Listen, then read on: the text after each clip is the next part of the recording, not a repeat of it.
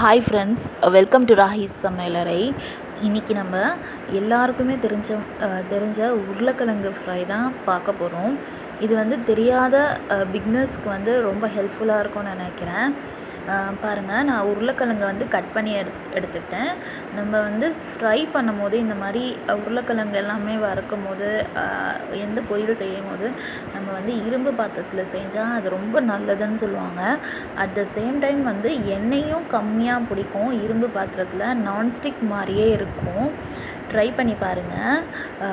இப்போ வந்து நான் வந்து எண்ணெய் வந்து கொஞ்சம் ஆட் பண்ணிவிட்டு கடுகு உளுத்தம்பருப்பு போட்டுக்கிறேன். கடுகு உளுத்தம்பருப்பு போட்ட பிறகு கொஞ்சோண்டு கருவேப்பிலை, அப்புறம் வந்து கொஞ்சோண்டு கருவேப்பிலை, அவ்வளோ போதும். அதுக்கப்புறம் வந்து நான் உருளைக்கிழங்கு சின்னதாக கட் பண்ணி வச்சுருக்கேன். அதை வந்து நம்ம ஆட் பண்ணிக்கலாம். எந்த ஒரு சமையலுமே நம்ம வந்து ஒரு சிம்லையும் ஹை ஃப்ளேம்லேயும் மாறி வச்சு செஞ்சால் அந்த சமையலோட டேஸ்ட்டே தனி. சமையல் வந்து ரொம்ப ஈஸி. அந்த எப்பப்போ நம்ம வந்து சிம்மில் வைக்கணும், எப்போ வந்து ஹை ஃப்ளேமில் வைக்கணும்னு தெரிஞ்சாலே நம்ம சமையல் ஃபுல்லாகவே கற்றுக்கிட்ட மாதிரி தான். இது வந்து ரொம்ப சிம்பிளான ரெசிபி தான், எல்லாருக்குமே பிடிச்ச ரெசிபி.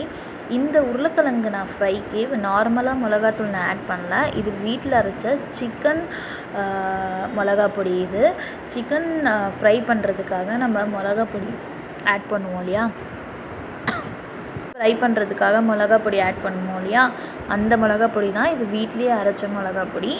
நீங்கள் கடையில் வைக்கிற சிக்கன் ஃப்ரை பவுடர் கூட நீங்கள் யூஸ் பண்ணலாம். இந்த உருளைக்கிழங்கு வறுக்கும் போது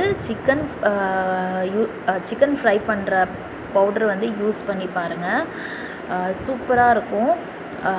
இப்போ வந்து நான் கொஞ்சோண்டு இஞ்சி பூண்டு பேஸ்ட் ஆட் பண்ணிக்கிறேன். அதுக்கப்புறமா வந்து கொஞ்சோண்டு உப்பு ஆட் பண்ணிக்கிறேன் இந்த டிஷ்க்கு தேவையான அளவுக்கு. இப்போ பாருங்கள், நான் சிம்மில் தான் வச்சுருக்கேன். இது எல்லாமே ஆட் பண்ணிவிட்டு நான் வந்து சிம்மில் வச்சு தட்டு மூடி வச்சுருவேன். மினிமம் ஒரு 10 மினிட்ஸ் வந்து அப்படியே குக் ஆகணும். சிம்லேயே தான் குக் ஆகணும். அப்போ தான் உங்களுக்கு அந்த மசாலா எல்லாமே சூப்பராக வெந்து வரும். ஹை ஃப்ளேமில் வச்சிங்கன்னா அந்த மசாலா எல்லாமே கருகி போயிடுச்சுன்னா டேஸ்ட் இருக்காது. சிம்லேயே வச்சு ஃப்ரை பண்ணுங்கள். பாருங்கள், ஒட்டாது, சூப்பராக வரும். இப்போ வந்து திரும்ப ஒரு 2-3 கலரிட்டு நல்லா வந்து அந்த மசாலா ஃபுல்லாகவே உருளைக்கிழங்குல இறங்கியிருக்கும்.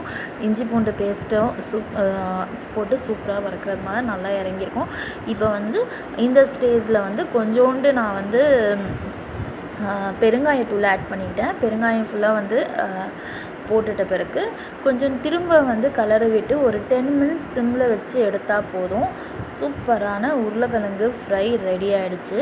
இது சிக்கன் மசாலா போட்டு செஞ்சு பாருங்கள். இந்த ஃப்ளேவர்ஸ் உங்களுக்கு எல்லாருக்குமே பிடிக்கும். Okay friends, thank you. சப்ஸ்கிரைப் பண்ணுங்கள், ஷேர் பண்ணுங்கள். Thank you friends.